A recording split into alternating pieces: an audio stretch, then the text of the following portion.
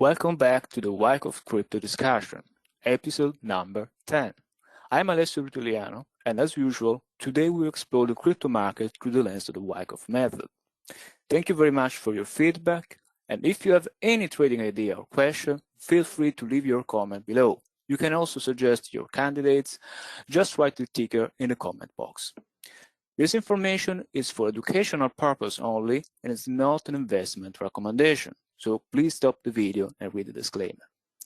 So before we start our discussion today, Roman has a special announcement to do. Roman, please tell something about this new cycle of the tape reading course. Yeah, so we're going into the series number 2 today, and obviously such an excitement at Wyckoff Analytics that David Weis is going to teach today the tape reading techniques. So I'm inviting all of you guys to attend. It's a very rare appearance by David in a classroom environment, so I would definitely suggest for those of you who are into tape reading to take this series. I'm so excited, and Roman, I must confess that I have a copy of David Weiss' book always on my desk, and I really admire the way David Weiss analyzed different time frames. And his work on monthly and even quarterly charts of commodities has influenced a lot the way I look at the market cycle in the crypto ecosystem. So it's a great learning opportunity. Absolutely. Thank you, Roman, for this event. Absolutely. And yes, Alessia mentioned David's book, so please go check it out. Trade's about to happen. This is probably one of the best books on absorption of supply, on tape reading in general, and on chart reading. All right, Alessio, so what are we looking at here? So in the last episode, Roman has shown us in real time the bottoming process on the S&P. So as you can see on the daily chart of the S&P, effort to the downside increases at the support of the trading range starting in early September, but the result to the downside is poor, suggesting that buyers are active. After that buying, we have seen in the last few days a quick rally off the bottom of this trading range. And we know that the US election is always a very important catalyst for the market. Now, what's going on in Bitcoin? In the last weeks, we have discussed the three classic phases of an uptrend. A first momentum move where we see usually aggressive buying by institutions, followed by a period of absorption where profit taking occurs, and then a final acceleration to the upside. What do you see here? The price action of Bitcoin is a textbook example of this main idea. So look at the second stage of the trend. Volatility is contracting, the average supply signature is quite low, and we make higher highs and higher lows, all elements of absorption. And in the last weeks, we have discussed also these three analog areas in the black box. In all of these areas, we see a local increase of supply followed by some short-term consolidation. And we've built a simple strategy just studying these three analogs. So compared to the previous analog, the third area has shown in the last few days many elements of absorption. In this case, the change of character was much smaller compared to the first one. And throughout the consolidation, we have seen higher highs and higher lows, another element of structural strength, followed by a breakout yesterday after the US election in line with the stock market. So now we are entering the third stage of the uptrend, the speculative phase, where you usually see acceleration to the upside. As you can see, the texture of the uptrend is changing. And in the third stage, generally speculators enter the market and buy on the way up. And we will revisit today an analog that we've seen with the price action of Chainlink. But before that, Roman, your thoughts? Well, I don't know what I could add to this, Alessio. You kind of described everything here, but I think that this area, number 3, was extremely important. I thought that this was a really good call on the continuation of the Bitcoin, as it was a good call using the analogs, the previous analogs right here. So just following the way, how the structure unfolds, how the price and volume behaves, and then seeing a slight nuanced difference at point number 3 that's what allowed us to understand that absorption is happening at this level, and we are not going to have a reaction to the downside, and we're most likely going to have a continuation and acceleration. So really good call there. So here we see an historical analog. At the top, we have today's price action, while the bottom chart showed the multi-year accumulation of Bitcoin in 2016. So look at the two areas highlighted in blue. Both areas have a classical elements of absorption, higher highs and higher lows on low volume after quick momentum move with high volume. Look also the way price moves in these two areas. Momentum move, absorption. Supply comes from the long-term resistance, absorption again, momentum. This behavior is typical of low liquidity stocks, but we can also find this price action on weekly and monthly chart of low cap commodities. In 2016, we were attacking the long-term 1,000 resistance. Today, we have two very important levels around 17,000 and 20,000. And I think that this analog will be our playbook for the price action of Bitcoin until the end of the year. What's your view on this chart, Roman? Yeah, I like it. I mean, the same type of idea where they are buying first into the lows, like this, and then they are buying on the way up, like this. That creates initial momentum, pushes us up to new price level, and then they are holding to their positions. But there is some profit taken along the way, and that profit taken produces spikes in supply, spikes in volatility, and also produces reactions which are in line with the uptrend itself. And after that, as we've had different points of absorption. So absorption number one into the lows, absorption number two onward into the momentum high of the sign of strength, and then absorption area number three. This is a part of the uptrend, a vertical absorption that we see here. And then after that, we're going into a speculative phase. So I agree with Alicia, we probably should use this as an analog as how the price moves here. So really good find. Thank you, Roman. So in our weekly market update, we usually compare the price action of Bitcoin to the S&P. And we've seen many times a strong correlation between small cap cryptos and the Nasdaq, for example. But crypto traders should always keep in mind another important correlation, Bitcoin and the US dollar. Bitcoin is a commodity, and we know that commodities always show an inverse correlation with the dollar. For example, the chart that we see here is very interesting. Generally, the US dollar and gold, in many instances, are almost mirror images. What do you see on this chart? US dollar versus Bitcoin. At point 1, a down move in the US dollar index corresponds to an up move on Bitcoin. At point 2, we have a shortening of the downward thrust on the dollar, while on Bitcoin, momentum to the upside is decreasing. Point 3, a good rally on the dollar index and a down move on Bitcoin. Point 4, the price action US dollar and Bitcoin are almost mirror images. And then finally, at point 5, we see the most important segment. The dollar is going up, but Bitcoin is holding very, very well. This is a bullish moment. Bitcoin here is telling you, I'm so strong that even when the dollar is going up, the selling pressure on the dollar to the commodity sector is influence. I can feel the gravity of the market. And these small nuances gives you the timing of the next up move. And I think that we should continue to keep an eye on this relationship, especially if the US dollar here is in some kind of redistribution. That would be a very interesting scenario, not just for Bitcoin, but for the whole commodity sector, like gold, silver, and so on.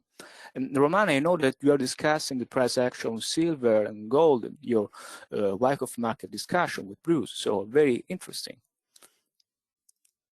Yeah, so the same kind of principles, but I really like what you've done here with the US dollar and Bitcoin.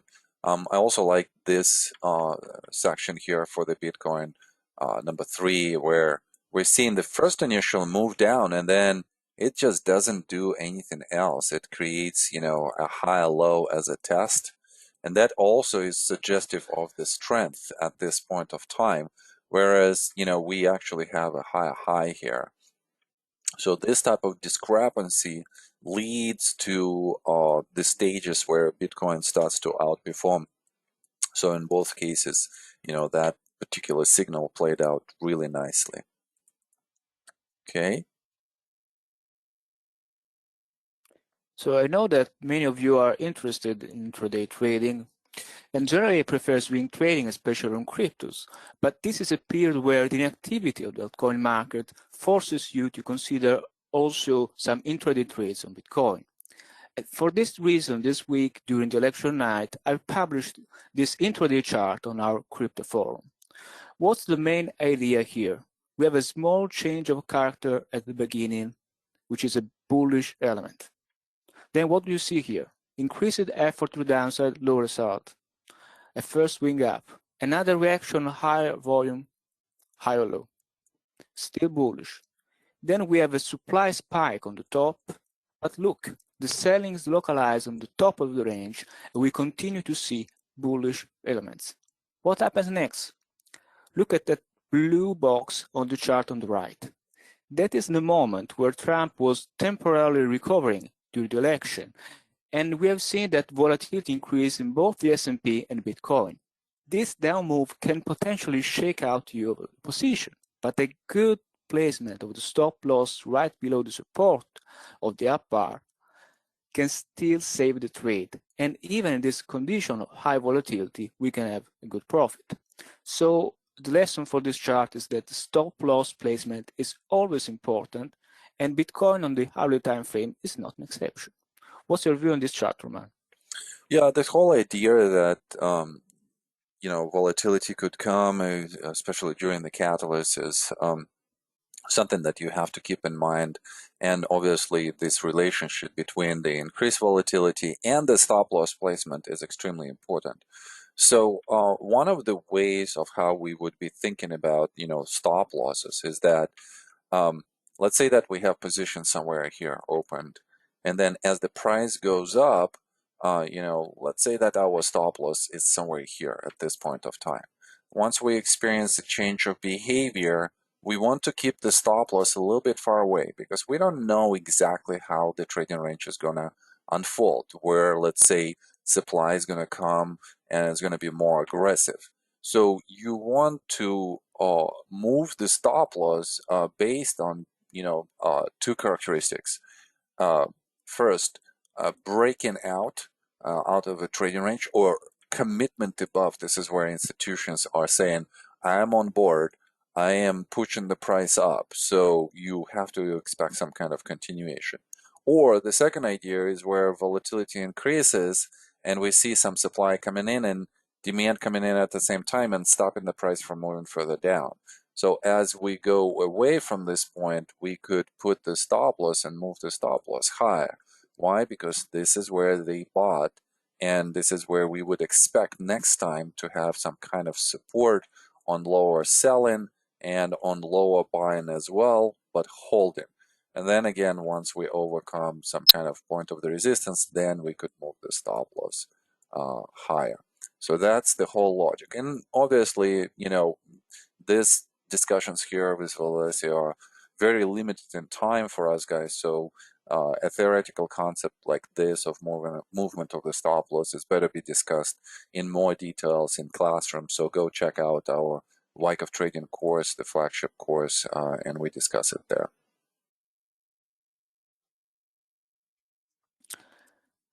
So I think that this was kind of the playbook that I published on the Crypto Report last Saturday. As you can see, we are still in the first scenario where Bitcoin outperforms the market. So the pre-election playbook is valid for the post-election too. There are other two scenarios here with profit taken on Bitcoin and rotation into the altcoin market. but we'll revisit this scenario only once we see a change of behavior in the crypto market. And so this is my playbook. Roman, what do you think about this? Yeah, I think this is important, these two steps. Because right now the altcoins are underperforming and Bitcoin is outperforming. So we're seeing the Bitcoin being in the speculative phase. So how does the speculative phase conclude? Usually with some kind of climactic run and some kind of intermediate type of stopping action, which is the climactic action. So I would be expecting on this last move up in Bitcoin, and we're not done with that yet, that the altcoin will start moving and that we'll have some kind of movement of money into that area, but only on the last leg up. And that's going to attract weak hands, into this area. So the only plays that we have here are probably short-term oriented plays at this point. And then once we have a stop in action with the intermediate target for the Bitcoin, and this could be like 14.5, 15,000, something like this, maybe even go to 16, 17,000, maybe like even running into 20,000. But we will be looking at the tape and we will be trying to figure out where there is a reversal. So right at this point, I would be thinking that altcoin is going to react, is going to potentially underperform. And then on that underperformance, we will start looking at altcoins as the potential, comparative strength candidates in that space. Could we find something else? And I apologize if I'm explaining this on my fingers, so to say, but when the time comes, we'll definitely show you this idea. Yeah, that's great. And it's always fascinating to apply the same logic from the stock market to crypto as well. So here we see the main crypto sector as usual. So Bitcoin is still outperforming the market. The mid-cap and the short-prep index are underperforming. And we have repeated this important concept in all of our 10 sessions. So the altcoin index is still performing slightly better compared to the small caps. So if the Bitcoin momentum persists, we could see at some point also a reversal in the small caps that are currently sitting on the oversold line on low supply. So some kind of technical rally is possible here. But the message is clear. We stay without performer until we see a change of behavior in the market. So very simple idea. What's your view on this chart? Really nothing else to add to this. If we are in the Bitcoin, we're staying until we see some signs of stopping action. If we are planning on establishing some positions in some other sectors of the crypto market, then definitely what's the next, the next performing asset? Altcoins here, it's just comparatively much better. And then obviously something that could attract our attention, but why don't we just wait for the change of behavior as a confirmatory sign that something is happening in those assets? So let's see now the summation that we have received this week. This is Tezos, a very interesting chart. We can see here this beautiful uptrend on a logarithmic scale, and the supply is decreasing on the support of this long-term channel, which is a good sign. And we can spot many pockets of outperformance in the long run. But for now, this coin is underperforming Bitcoin, so it's not very attractive right now. What would be a very interesting scenario here? If Bitcoin will show some profit taking in this area and then Tezos as a shallow reaction, that would be a very important moment. So nothing to add here, Roman. Okay. But very interesting chart for the long run. And so one thing that I want to add here is that definitely there was selling in this area right here. Then you're seeing how into the strength of weak hands we have some selling as well. So those volume increases indicate the increase in the supply. And then what happens after that? So this kind of like mediocre, non-movement, there is no interest. So this shows some kind of inactivity by institutions.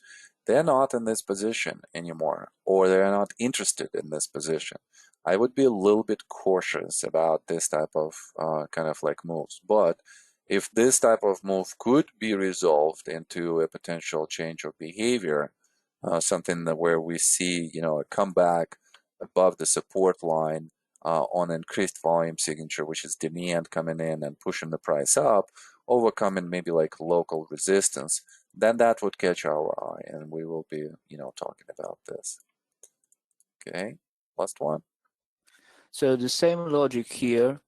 So there is no doubt that there is some demand is present to support here, and this could be a structural trade from the bottom to the top of the range, so a potential spring setup. But the point is here is that, especially in the crypto space, you should always focus on outperformance, because low caps could still continue to accumulate for several weeks, even months, and in the meanwhile, you are losing the gains on other cryptos, in this case, Bitcoin. So another good reason for looking at outperformance is the fact that in such a speculative market, a sell-off on major caps can trigger a big capitulation on low caps. So it's even dangerous, this attitude to catch the underperformance in low cap and speculative markets. What's your view on this chart, Roman? Yeah, I'm looking into these two areas, 1 and 2, so kind of the same type of texture. And then again, what's the resolution here to the upside? What's the change of behavior look like? Different type of up bars that we need to see. So maybe overcoming this level first, and where preferably we would see a little bit of the increase on the demand side. And then that would at least give us some indication that, I'm ready to move. But the trading range is definitely has been unfolding for a while here, so I would be expecting some kind of attempts, to push up. All right, Alessia, I think that's it for this week. As usual, thank you guys so much for watching, for listening, and for all of your comments, for all of your questions. And if you would like to adapt this material into your crypto communities and receive that on the weekly basis, write us an email and let us know, and we will be happy to do that. Alessia, a really good session. Thank you very much, Roman. Very interesting session. And feel free to send your comments below in the comment box. Bye-bye.